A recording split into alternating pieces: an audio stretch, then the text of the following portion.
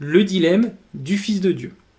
Ce dilemme met en évidence la contradiction entre l'enseignement de Jésus-Christ et celui de Mohammed. Il se constitue de la manière suivante: énonciation des prémices, énonciation de la problématique, puis conclusion. Voici les prémices. Prémisse 1, Jean 14, 26. Mais le Consolateur, Paraklétos, l'Esprit Saint que le Père enverra en mon nom, vous enseignera toutes choses et vous rappellera tout ce que je vous ai dit. Ici, c'est Jésus qui parle. Le Paraclet doit donc rappeler les paroles de Jésus. Prémisse 2. Matthieu 24, 35. Le ciel et la terre passeront, mais mes paroles ne passeront point. C'est toujours Jésus qui parle. Les paroles de Jésus ne peuvent donc être abrogées. Prémisse numéro 3, Matthieu 3, 17. Et voici une voix fit entendre des cieux ces paroles. Celui-ci est mon Fils bien-aimé, en qui j'ai mis toute mon affection. Matthieu 17, 5. Comme il parlait encore, une nuée lumineuse les recouvrit, et voici une voix fit entendre de la nuée ces paroles.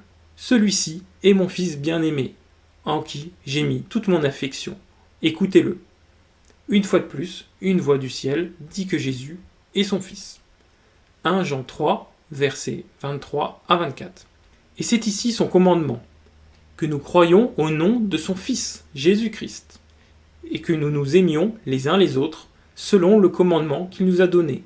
Celui qui garde ses commandements demeure en Dieu, et Dieu en lui.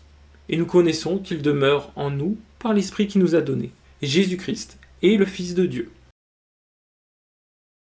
Prémisse numéro 4, 1 Jean 2, 22.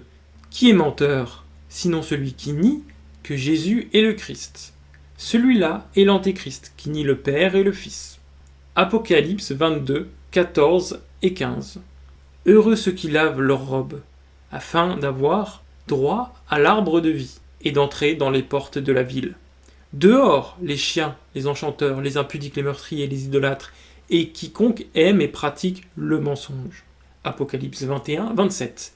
Il n'entrera chez elle rien de souillé, ni personne qui se livre à l'abomination et au mensonge. Il n'entrera que ceux qui sont écrits dans le livre de la vie de l'agneau. Quiconque nie que Jésus est le Christ, ou nie le Père et le Fils, est menteur et antéchrist. Et la ville céleste ne lui est pas permise. Prémisse numéro 5, Coran 9, 30. Les Juifs disent Uzaïr est le fils d'Allah, et les chrétiens disent le Christ est fils d'Allah. Telle est leur parole provenant de leur bouche, ils imitent le dire des mécréants avant eux. Qu'Allah les anéantisse, comme ils s'écartent de la vérité. Coran 19, verset 35. Il ne convient pas à Allah de s'attribuer un fils. Gloire et pureté à lui. Quand il décide une chose, il dit seulement soit et elle est. Mohammed ne prêche pas un Christ fils de Dieu, au contraire, il le nie même. Prémisse numéro 6. Coran 53, versets 1 à 5.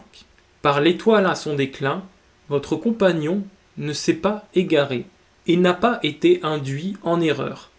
Il, ici on parle de Mohammed, ne prononce rien sous l'effet de la passion. Ce n'est rien d'autre qu'une révélation inspirée que lui a enseignée l'ange Gabriel à la force prodigieuse. Mohammed n'a pas été induit en erreur, il ne prononce rien sous l'effet de la passion, tout lui vient par révélation inspirée d'Allah. La problématique est la suivante. Mohammed ne prêche pas un Christ fils de Dieu, il est donc menteur et antéchrist, il n'héritera pas de la ville céleste. Voici les différents cas possibles. Le premier, l'abrogation. Mohammed contredit l'enseignement de Jésus. Mais dans ce cas, il ne peut être le paraclet, car il doit rappeler tout ce que Jésus a dit et non l'abroger, voire la prémisse numéro 1. De plus, Mohammed contredit directement le Christ. Il est donc un faux prophète, voire la prémisse numéro 2. Ou bien, cas numéro 2, la repentance. Mohammed se repent de ses paroles. Dans ce cas-là, si Mohammed se repent d'avoir dit les paroles d'Allah, qui lui a inspiré sans erreur et sans passion, il remet en cause l'intégrité d'Allah. Il est donc un faux prophète. Voir la prémisse numéro 6. Ce dilemme se conclut par le fait que Mohammed ne peut être le paraclet et qu'il y a un faux prophète.